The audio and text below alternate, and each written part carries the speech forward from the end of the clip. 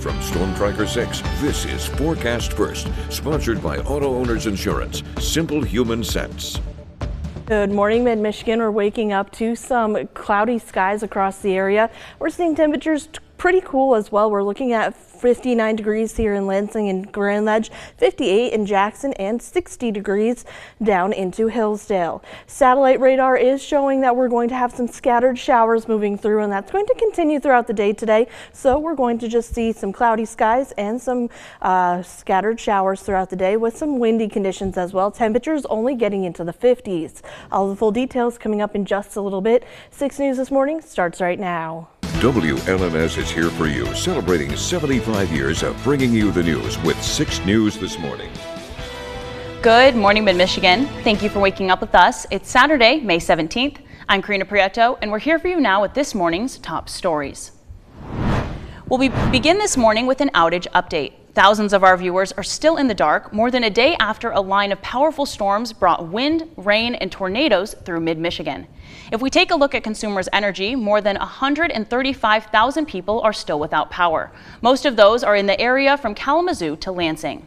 And in the city itself, the Lansing Board of Water and Light is reporting 8,000 customers in the dark across the capital city.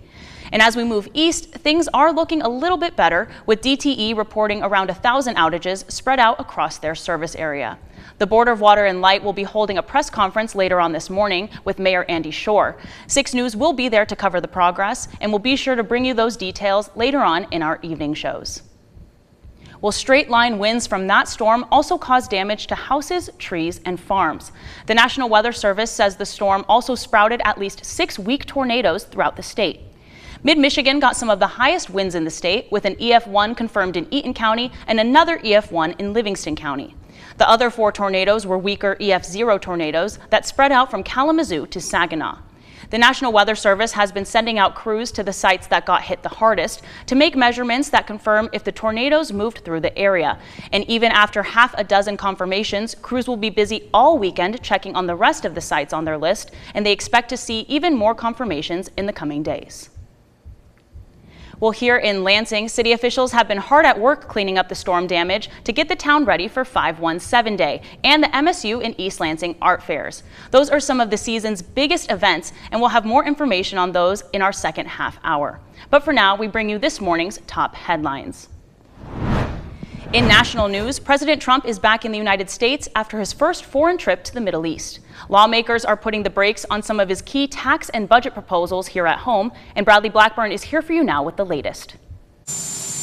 President Trump arrived back at the White House late Friday after a 4-day trip to the Middle East. Hello, everybody. Earlier on board Air Force One, as he told reporters about his new grandchild. I have a nice grandchild waiting, which I'll see soon. The president also confirmed his administration has given Iran a proposed nuclear deal. They have a proposal, but more importantly, they know they have to move quickly. Something bad's going to happen. Meanwhile, in Washington, Congress handed the Trump administration's tax and budget bill a setback, with 5 Republicans joining Democrats to stall it in committee. No. Mr. Roy, no. The president calls the 1,100-page bill the One Big Beautiful Bill Act. It would extend income tax cuts approved during Trump's first term and institute no taxes on tips and overtime pay. It would also boost spending for defense and border security by hundreds of billions of dollars. But some Republican holdouts want even steeper cuts to government spending and faster reforms to Medicaid. We are writing checks we cannot cash. We got a math problem, pure and simple. Democrats say the bill would be damaging. It makes health care more costly, food more inaccessible, and college more expensive. And all of this is to give tax breaks to their billionaire buddies like Elon Musk. Negotiations will continue this weekend with another committee vote planned on Sunday. Bradley Blackburn, CBS News, New York. Well, we turn now to economic news, where tax breaks would be a welcome relief to buyers on Main Street who are not feeling good about the economy. The University of Michigan's Consumer Sentiment Index is one of the closest watched metrics in economics, and this week it hit some of the lowest levels of all time.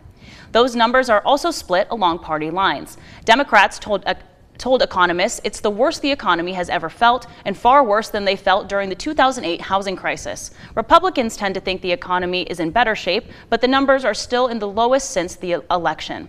The survey also found consumers from both sides of the aisle are increasingly worried about rising inflation. Over the next 12 months, they are planning on inflation jumping to 7.3%, which would be the highest since 1981. Now it's up to the Federal Reserve to make sure that doesn't become a self-fulfilling prophecy. Well, we take you now from Main Street, where average consumers are more worried than they've ever been, to Wall Street, where investor confidence pushed the market near all-time highs after President Trump eased his tariff policy against China. The S&P 500 was only 3% away from its peak after being down more than 20% last month. That could all change again in less than 90 days. The White House said tariffs will rise again if the U.S. and China don't come to a more permanent agreement. Well, we also want to let you know about a major new milestone in the fight against Alzheimer's. The FDA has approved a simple new blood test to test the amount of plaque buildup in the brain, which is one of the major causes of Alzheimer's.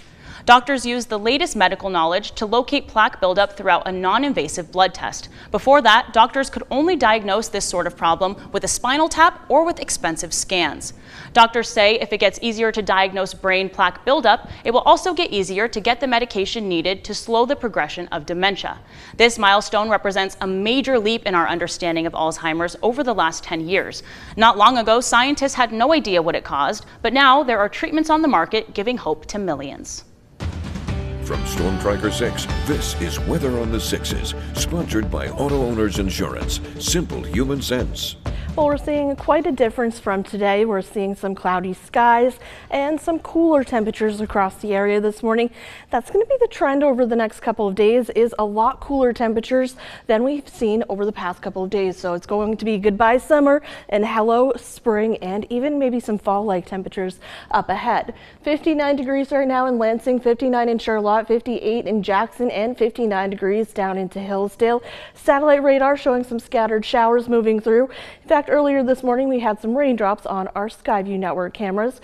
Zooming out though, this is all because of a low pressure system right overhead of us. We're going to continue to see that impact our weather for the day today. In fact, we could see a few scattered showers throughout the day with mostly cloudy skies and a lot cooler temperatures. In fact, as we head into the afternoon and evening, we'll continue to see those clouds, maybe a few peaks of sunshine, but I don't think we're going to see a whole lot of sunshine in the forecast for today. We're going to continue to see temperatures right around where they are today, right around 59 degrees. Average is 70 degrees for this time of year. So we kind of flip-flop seasons today.